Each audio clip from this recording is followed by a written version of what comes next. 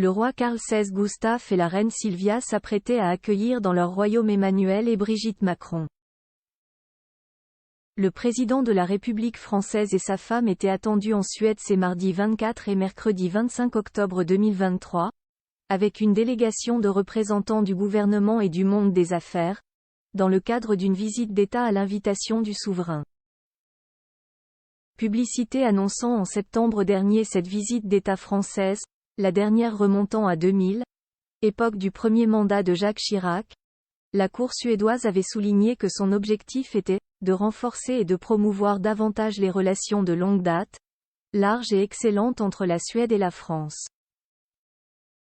Elle visait également à stimuler des collaborations approfondies dans des domaines tels que l'innovation et la transition verte ainsi que la défense et la sécurité dans le voisinage immédiat. Et de préciser que, les deux pays entretiennent depuis 2017 un partenariat stratégique pour l'innovation et les solutions vertes, ainsi qu'une coopération étroite en matière de politique de défense et de sécurité et des importants échanges commerciaux et d'investissement. Le palais n'a pas donné les raisons du report changement de programme, ce mardi 17 octobre, juste une semaine avant. Lors d'un entretien téléphonique dans l'après-midi, le monarque, qui vient de fêter son jubilé d'or, et le président français ont décidé conjointement de reporter cette visite.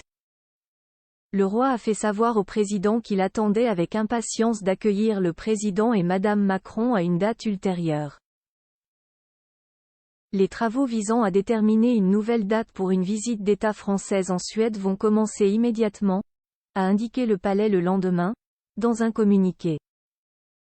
Si les raisons de cette annulation de dernière minute n'ont pas été données côté Maison Royale, le quotidien suédois, Aftonbladet, évoque celles, liées à la situation sécuritaire et à l'actualité, fournies par TF1.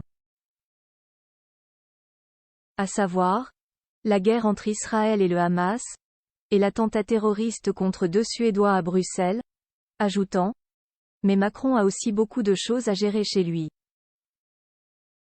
Le niveau de menace terroriste en France est au plus haut niveau possible depuis le 13 octobre après l'attaque d'une école à Arras, dans le nord du pays. Un enseignant a été tué et 3 autres personnes ont été blessées.